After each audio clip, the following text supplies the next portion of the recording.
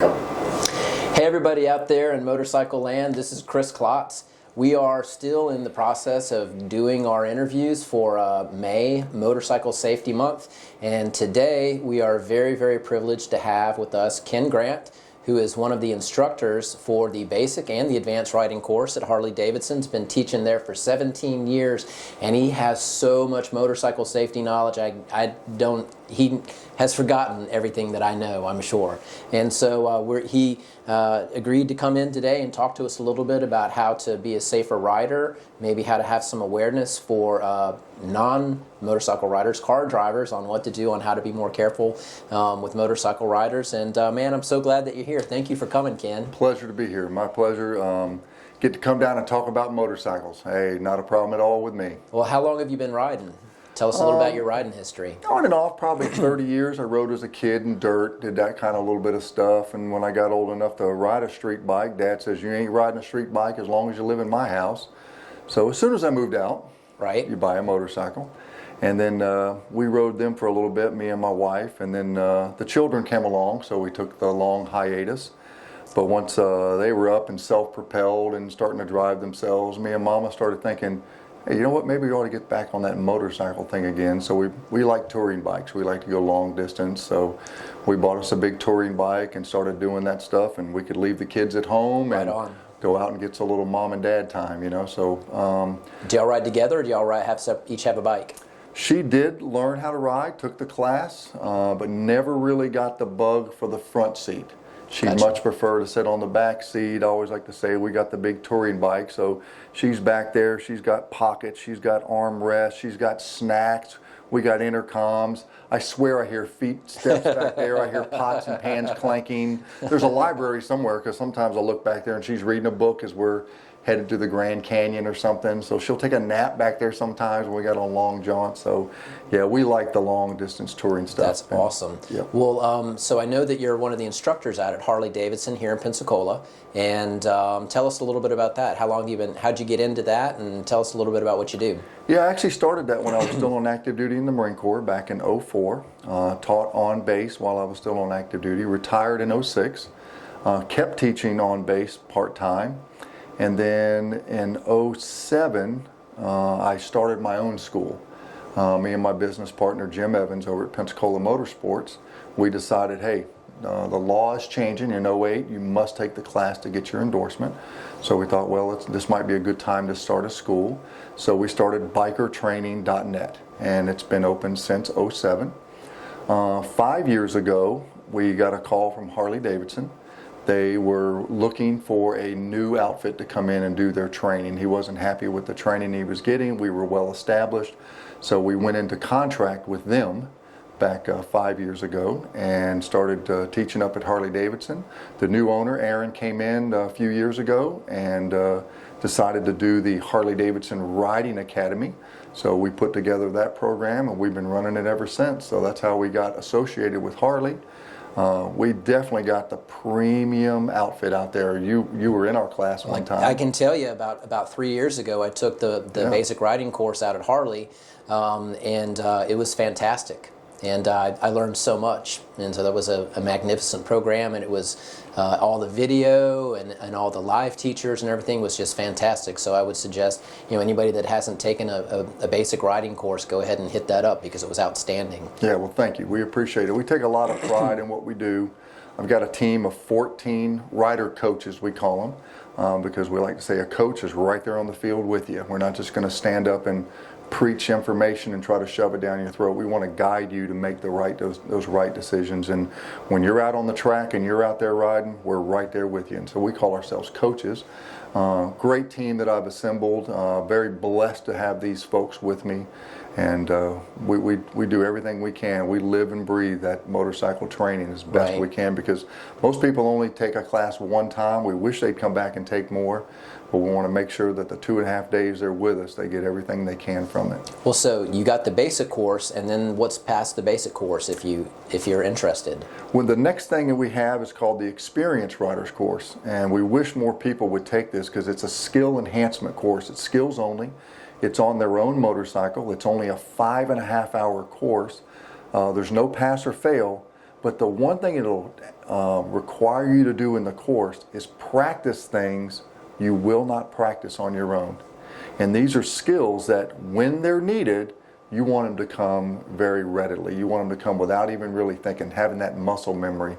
So we encourage people to take that experienced riders course once a year. As a matter of fact, I have one coming up this Sunday from 12 to 5:30. Still have openings. So if anybody's looking up out there, contact the dealership. We can still get some folks in there, get them trained. This will be our last experienced riders course until the fall. Since they're taught on Sunday afternoons, it's blazing hot out there in June, July, and August. We're not going to teach them. It's just too hot. Gotcha. People out there on air-cooled motorcycles are already hot enough.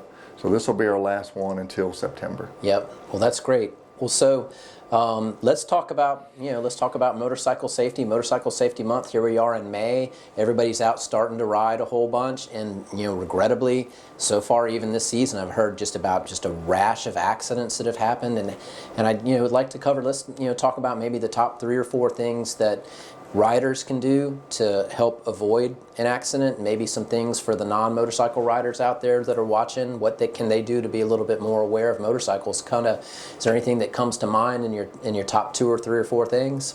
As a motorcyclist, I wish more people would pay attention to what they're doing in their car. ABATE does a great job in the motorcycle and awareness. We got the stickers, we got the signs, we're doing all kinds of stuff, but too often people are playing with these things, and when they're driving around in their cars, they're eating in the car, they're on the phone, they're smoking cigarettes, they're doing all kinds of things except driving the car.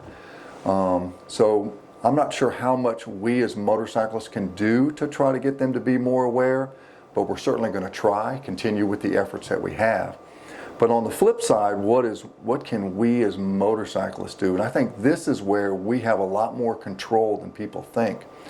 One of the things that we talk about in all the courses that we have is a strategy. Don't just sit there in traffic and hope for the best. Look around and position yourself in places that you can see and people can see you. Now, the most common thing people wear, especially when we're on our Harleys and we're looking, really bad and bad to the bone and all that stuff, we're all dressed in black. Yep, that's the truth. Guilty as charged. What a terrible color to wear, because you just blend into things. And that's why I wore my favorite shirt today. I like to say this shirt comes with its own batteries, but it draws attention, and the human eye is attracted to things that draw their attention. And believe it or not, it's the lighter colors, the whites, the oranges, the yellows, that draw the people's attention.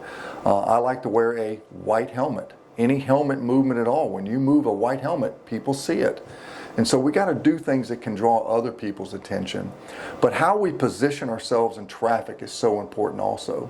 Unfortunately, some of our younger people, they feel that if that motorcycle can fit into a spot, I can get in there. They don't really see the danger in it. But we really ought to be thinking about what we call a space cushion, a safety area where if something happens, do I have the time and the space to react to it, to find an escape path. We talk about escape paths. And it's ever fluid. Traffic doesn't stop. Our mind can't stop while we're out there, especially when we're actually in traffic. Right. I prefer not to ride into traffic. I didn't ride here today to come through Pensacola area. I'm in my truck. And sometimes that's the decision we have to make. Yeah. Is not to ride in certain areas. We were talking earlier about you live in Gulf Breeze. Riding Garcon Point, the interstate, and around in here with all that heavy traffic in the morning and the afternoons. Yep. Maybe that's the time not to ride. So choosing not to ride is sometimes the better option. My wife and I like to travel. We go long distances. Sometimes we go into places that we can go for an hour and not see a human. We like that. Right. But we do get into traffic, and sometimes we got to be aware. How you position yourself in traffic is key. Too often people pull right up behind another car. Yeah. And if the person behind them is not paying attention, you're a sandwich. Yep. So we like to talk about giving yourself that space cushion, and at the same time, another little neat trick is to just slightly angle the motorcycle in one direction or the other, depending on which part of the lane you're in. So if you all of a sudden you see someone behind you who's not stopping, all you do is let the clutch out, Right. and you're gone. You're out of the way. Well, can we talk about spacing in two ways? Because this is a question that I have. I know that, so let's talk about, if we could talk about spacing, like coming to a stop in like stop and go traffic or a stop sign or a stoplight. How do you position yourself with respect to the other cars around you? And then when actually maybe you're on a highway or an interstate, maybe lane placement and positioning related to, which lane do you want to be in, where do you want to be in relationship to, left, middle, center, to kind of, and talk about those things. And let's just talk about coming up to a stop sign or a stoplight. Do you have a preference on how to position yourself when you stop? I do. I'd probably say that the vast majority, if you talk about the lane positions, you got left part of the lane, the center of the lane, and the right portion of the lane. Probably most of the time I'm in the left part of the lane, because it's the same place you would be if you were sitting in your car. You're allowed to see around other cars. Cars can see you. The second thing is, if I'm stopping behind somebody, is the distance you have between you and the car you're stopping behind. Give yourself that escape path, that place to go. Do you have a number of feet that you like to keep, or an estimated distance of like vehicle links in between? Do you have a rule of thumb that you use? Yeah, probably close to a car length is a good rule of thumb there, to say I got plenty of room in case someone behind me is not stopping, I can get out of the way. But sometimes it's very fluid. You have to make a decision on where you're going to be based on everything that's around you. Sometimes I'll choose the center part of the lane based on if I think people are coming from both directions and don't see me. If I think people are coming from both directions and I'm behind a UPS truck, I'm going to give myself more space because they can't see through that thing. So it's very fluid. If I have someone only on the right, I'm going to probably stop in the right track. It's very fluid as you're approaching that stop. Again, what can I do for people to see me? Well, I always like to say, anytime there's a crash, the police show up, they're going to determine who's at fault. Right. Motorcyclists, we don't care. We don't care who's at fault. We only care who got hurt. So that's when it's incumbent upon us to kind of take the extra step to make sure people can see us as best we can. The lights we have on the front of our motorcycles, that's where people can see us, and we can move them things a little bit, let them see us. That's a great idea, moving your handlebars a little bit to get some attention with your light. When you're stopped. Another thing, when you're stopped, I'm sitting there at a light, a lot of people will put their bike in neutral and put both feet down, take their hands down. That's your choice, but someone coming up behind you, if you don't see what's going on, I like to hold that front brake or my rear brake, and then when I see someone coming up behind me, start flashing it. Because the human eye, even if they're doing this, picks up and they start to see things that are flashing. That's a great tip. That's a really good tip. Yeah, there's other brake lights that'll do that for you. Every time you apply the brake, it does this flash thing. Right. But once it flashes a few times, it stays on. But once you're stopped, it's going to just stay on. But I'll see that and I'll start flashing my brake light. Just another way to help other people see me. That's a really good point. Well, how about, I heard that, and this is something that I learned in my basic rider's course when I took it, making eye contact with people. What do you think about making eye contact, or what is the purpose of that when you're in traffic? I'm not sure that eye contact itself, I won't trust eye contact. If I'm looking at a vehicle and I want to see if it's going to move or not, I look at the leading edge of their front tire. Gotcha. Because as soon as that car starts to move, that's the first thing you're going to see, is that front tire will start to roll. They're moving. Because people will look right through you. There was a study I read a few years ago about, you hear people say, I didn't even see the motorcyclist. I pulled out, I didn't even see him. And what they determined was the human, when they're out there driving, are looking for things that can hurt them. Cars, trucks, trains, things like that. And so that's what they're naturally looking for. And what happens is, as a motorcyclist, we're kind of small, we're dressed in black, we only got one light. We don't present a danger to the human mind. And so they see us, or they're seeing us, but they're not seeing us. I'm not sure how to express that. Not recognizing. They're not recognizing that we're there, because the brain is not recognized as a danger to them in their big trucks and cars. So sometimes they look right through us, even when we're right there. People can look right at you and still pull right out in front of you. That was part of that study also. So that's why fascinating. sometimes eye contact is not the way to do it. Okay, that's really interesting. So you can flash your brake lights, maybe moving your headlamp a little bit if it's not it's always going to be mounted to your forks on every motorcycle I can think of. It's not, actually. Some will have what's called a fixed fairing. Is it? The Road Glide for Harley, the Gold Wing. I think there's an Indian out there that does that. But you can do anything. You can just move the bike a little bit and just get the headlights to move. Those are all great points. Well, so let's talk about traveling on, a busy street, highway, interstate. Talk about placement. How do you like to place yourself when you're in those situations? Very fluid. It's constantly changing to where you are. Again, most of the time I'm going to be in that left third of the lane so I can see around traffic can see me. But what's going on in that traffic? Am I up behind an 18-wheeler now? Well, I'm definitely going to give myself more space, give myself more room. What's going on around you? It's a very fluid situation. So while most of the time I'm going to be in that left third of the lane, if we start to get in traffic and intersections, as I approach an intersection, do I see someone from the right going to be entering into the path of travel? I'm going to maybe move over to the right, let them see my headlight. What if they're coming from both directions? Well, maybe I'm going to back up a hair more and stay in the center, give both of them an opportunity to see me. Right. So that's where that fluidity changes all the time based on what you see. We like to talk about a minimum following distance of somebody is 2 seconds. Don't ever get closer than 2 seconds. How do I know I'm 2 seconds? When the back of the vehicle passes some stationary thing, a sign, a line, a dot, anything, count yourself off. One motorcycle, one motorcycle, two. You shouldn't be at that spot before you get to 2.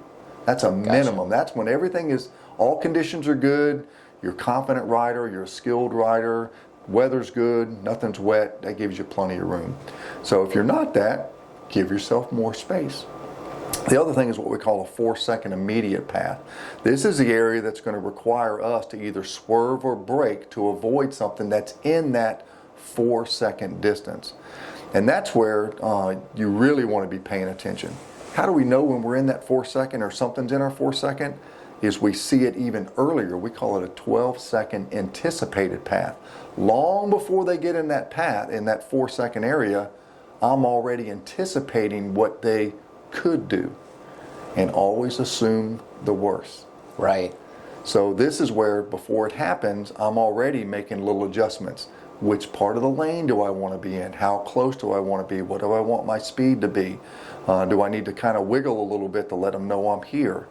If someone's right on my behind, do I need to just touch a little brake, not slow down, but just flash a brake, let them know?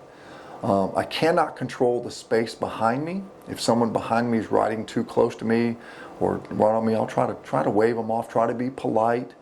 But if I can't control that, I'll either make a lane change or get out of the way. But I do get to control the space in front of me. Right. Now some people will take extra space and they'll lane change and take that space. Okay, I can't control that.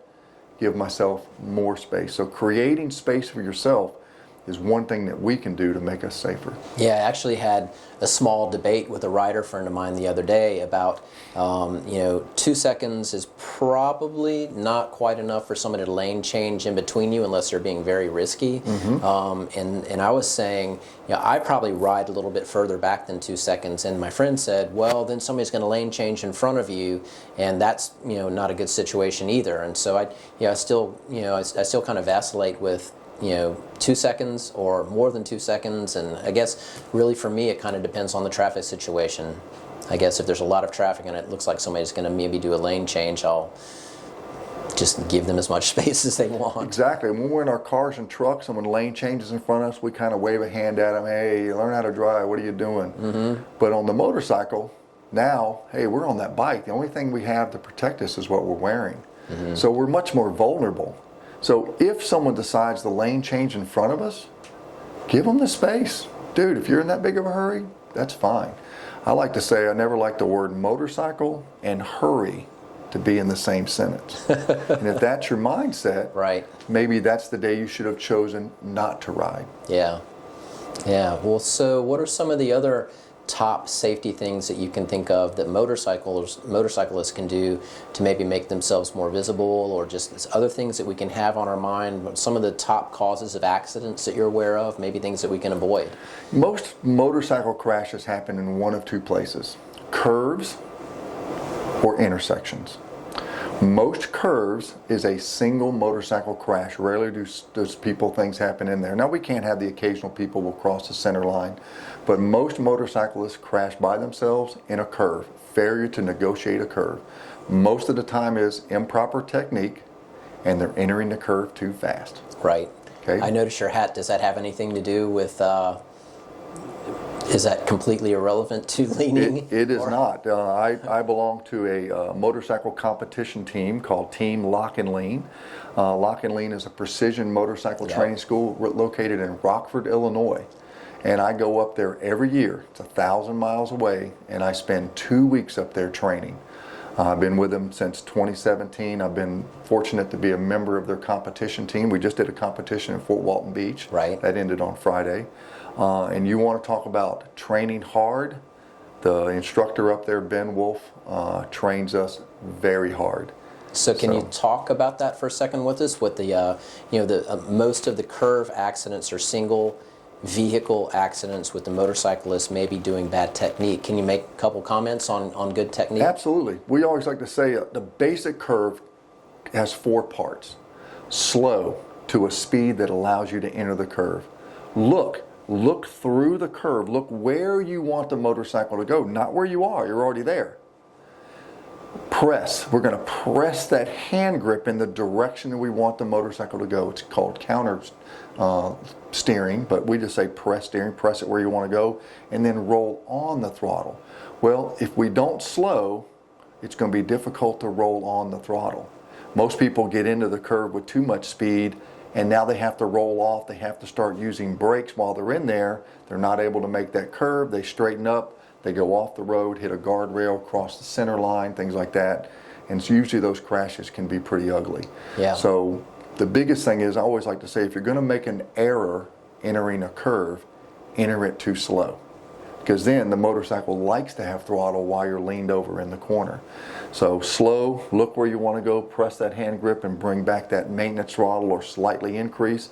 And that's when the motorcycle's in its happy zone. It loves it. Yep. Okay. The other one is the intersections. This is the one where the motorcycle is usually not at fault. Mm-hmm. Someone is turning in front of us. Someone is going to violate our right of way. The most common one is a left turner. They left-hand turn into the parking lot. A left turn left in front of us. Yep.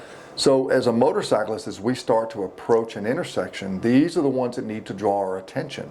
That left turner, I look up there and I see that person sitting in the left lane. Sometimes they have a turn signal on, sometimes they don't. Sometimes they're approaching the intersection, and what are they doing? We're not sure if they're going to turn or not.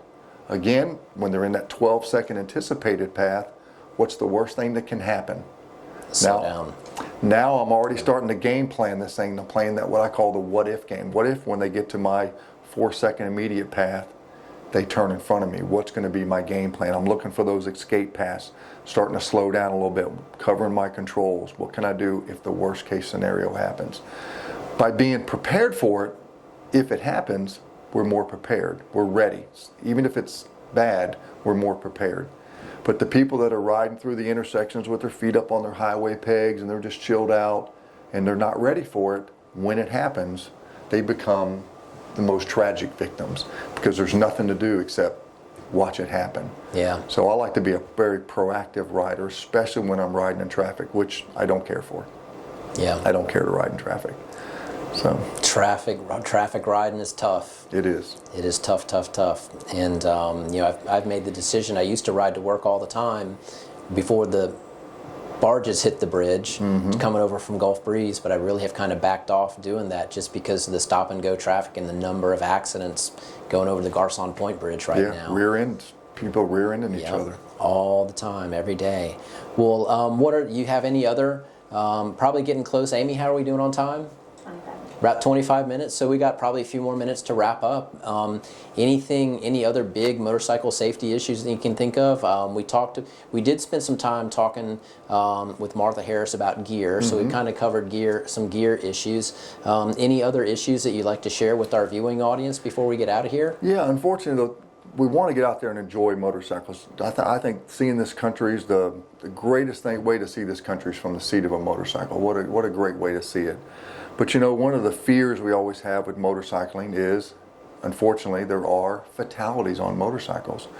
Well, there's 3 things we can do to significantly reduce our chances of ever getting killed on a motorcycle. All right. First and foremost, wear a helmet. Now I know this is America. We're free. We can do what we want. So if people make that decision, hey, that's no problem. That's your decision. You're an adult if that's what you want to do. But if you want to prevent yourself from getting killed, put a helmet on. Second, ride sober. Unfortunately, you look at a lot of places, you go to bike week. I go to bike week, I love it. Yep. Every bar in town's packed with motorcyclists. But there's things we can do to prevent that.